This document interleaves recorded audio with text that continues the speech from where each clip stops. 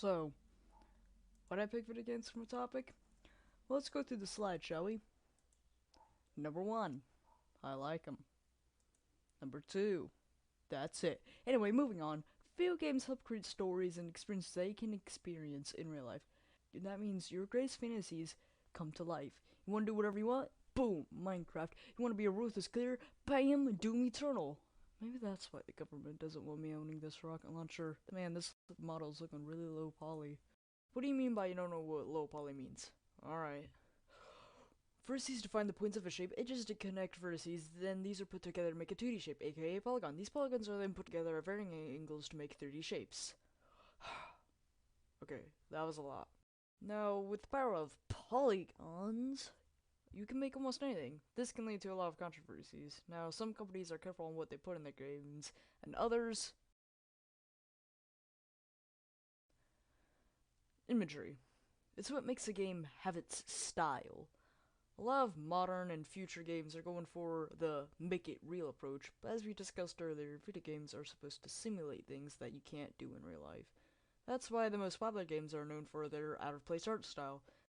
Now, why were video games created? I honestly don't know.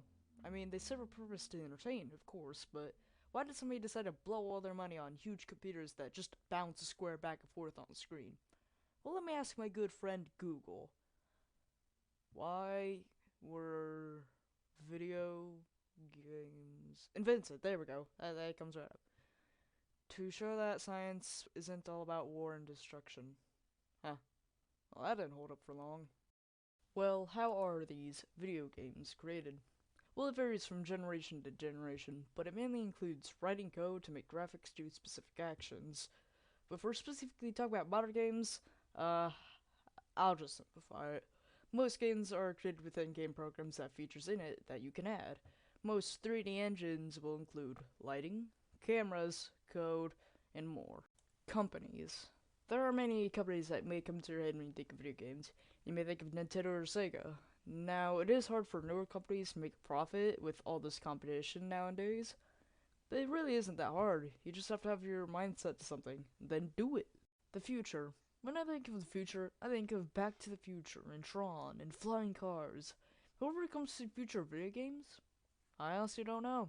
In 50 years, we have gone from a dot on a screen to ultra high resolution barrel textures with 2 billion polygons. So who knows what will be in store for the future?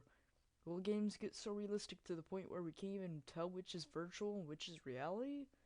Or will video games cease to exist as some other product washes it away?